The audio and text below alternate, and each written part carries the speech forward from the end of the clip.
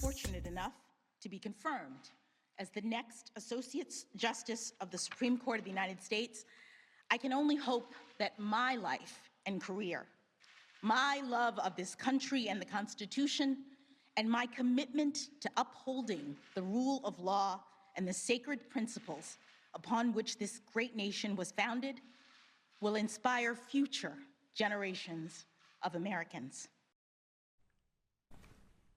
Welcome back to our special hour on this historic nomination of Ketanji Brown Jackson, who is one step closer to becoming the first Black woman to sit on the Supreme Court. Who better to add some historical perspective to this moment, and who has fought tirelessly for this nomination than April Reign, co-founder of Sista SCOTUS, an organization dedicated to this one goal of getting a Black woman seated on the High Court. April, so glad to have you back on. Listen, the last time you came on, which was last summer, we discussed the importance of having a Black woman on the Supreme Court and how it was long overdue. And now, almost 8 months later, we're finally seeing it happen thanks to your organization's work in getting us here. So tell me, what have you been feeling today? I mean, I gotta say my face hurts because I haven't been able to stop smiling. So your reaction to this historic moment, please. Unmitigated joy. We are thankful to President Biden for keeping his promise and nominating a Black woman to the highest court in the land. We are thrilled. You know, my cohorts with Sista SCOTUS, we are 4 Black women. We all have daughters. So this is not just an important moment for us, but also for the generation behind us. As one of your previous panelists was saying, you know, they will never know a time when there wasn't a Black person, a Black woman on the Supreme Court. So it's been fantastic. But at the same time, we already see some misogyny, some sexism, some racism already percolating through. And so we celebrate today, but starting on Monday, we have a lot of work to do. Listen, there have been 115 justices on the Supreme Court, but only 3 have been non-white, right? Thurgood Marshall, Clarence, and Sonia Sotomayor. How does this nomination compare to other historical firsts for Black women? Just put Judge Jackson's nomination in historical perspective for us, please. Well, she's going to be a first. So in some ways, this is like President Obama, then candidate Obama, receiving the nomination, right, when he was running in 2008. This is like Thurgood Marshall being the first Black person being nominated and confirmed to the Supreme Court.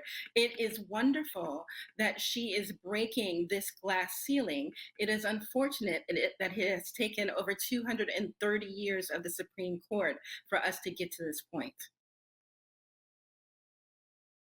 Now, Judge Jackson is 51 years old, which is relatively young for a Supreme Court justice. So this could mean that she could be on the bench for decades.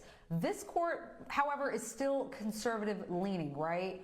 What sort of impact could Judge Jackson have on the court and its rulings given the amount of time she could serve as a justice? That's a really good point. You know, the court is currently at 6-3, but we're talking about one of the brightest legal minds in the country. And so I like to be a little glass half full here and think about the fact that she only needs to turn the minds of 2 justices. And then we're at 4-5, right? And that means something. It has been said that when Thurgood Marshall joined the bench, that everything changed. The conversations changed, the deliberations changed. And I think that's going to be the case here too, with upcoming Justice Ketanji Brown Jackson, because she is going to have the opportunity to talk about her lived experience in regular conversations, not just when they are deliberating a case that's going to affect over 300 million people in this country, but just going out to eat, having lunch with these justices, you know, having them get to know her as a person, and by extension, the community from which she comes. So we really look forward to the fact that she will be able to make a significant difference from the very beginning, because we know that she'll be ready to serve on day one, and through the decades that she will have an opportunity to serve on the court.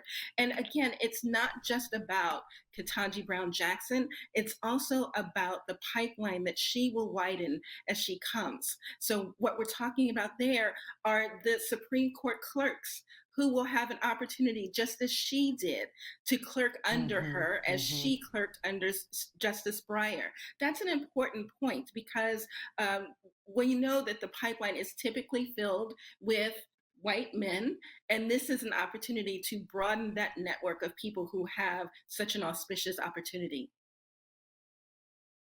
And April, even if she can't turn a certain number of justices to agree with, say, her position on a certain issue, the dissenting opinions are very important. I think that those go overlooked a lot. Just having that conversation and having those dissenting opinions in writing is critical. All right, so Sista SCOTUS, let's talk about that. Your organization has been working to get Black women on the bench in other circuits and jurisdictions as well. So tell us about that work and how it relates to President Biden's nominations of additional Black women judges. Absolutely. Well, again, President Biden has really taken the lead here and nominated Black women throughout the federal judiciary, which is incredibly important because it's not just the Supreme Court, it's the circuit courts and lower courts as well that are dying for representation of people from the global majority. So on sistascotus.org, there is a federal judicial tracker. People can go there and see how these women are progressing through the nominations process. There are currently 8 Black women who are waiting to be confirmed to federal judgeships across the country. We also have a petition there at sistascotus.org that people can sign that says, yes, it is time for a Black woman Supreme Court justice. We support President Biden in this effort. We appreciate him keeping his promise, and we stand ready to support the nominee, Judge Ketanji Brown Jackson, and her community, because we know it's not going to be just her, right? It's her family members, some of which she alluded to today in her announcement speech with President Biden and Vice President Harris. So we want to wrap our arms around them. We will have grassroots activations across the country, and especially in the states in which we assume that there is going to be some pushback from senators who are already speaking out against her nomination. Well, I was just about to ask you, what can folks do? Because we're not done, right? We're just a couple steps closer to this reality of having the first Black woman serve as a Supreme Court justice. But I saw one of your tweets earlier today. You say, Black women have always held our democracy and our country together. Now it's time for us to raise our voices and support Ketanji Brown Jackson. It's critical what you say there, because we have made such an impact in previous elections before, and right now that support is needed more than ever in order to see this happen, right? What are some of the obstacles you see, aside from the criticisms of those on Twitter and social media, because that doesn't really mean much, but what obstacles can we face, can we expect to see, and why we can't necessarily just relax at this point just because we've seen a nomination happen? Absolutely. It's a great question. First, I want to say that it should not be just Black women supporting Judge Ketanji Brown Jackson as she ascends to the Supreme Court. Her nomination and confirmation is going to affect this entire country. And so we would love to have allies and advocates stand with us in this process. I think what we're going to see is unprecedented attacks on her person, on her qualifications. We know that they are going to go through her entire life with a fine-tooth comb. And it's unfortunate because so many of the things that people like to bring up have nothing to do with whether she can be a good jurist. Let's remember that the Constitution does not have any qualifications for someone to be a Supreme Court justice. Technically, you don't even have to be a lawyer. So when we hear people say that she's not qualified, one must ask, based on what? because there are no qualifications necessary. So misinformed. And yet, when we look at her story, we can, when we look at her career, we see how many things that she has done in the short period of time that she's been practicing.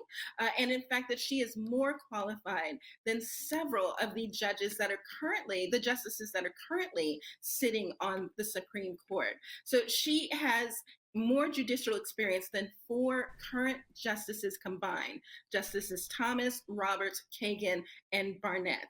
Right, and Barrett, excuse me. Yes. And so because of this, one must question exactly what these qualifications are that people are looking for.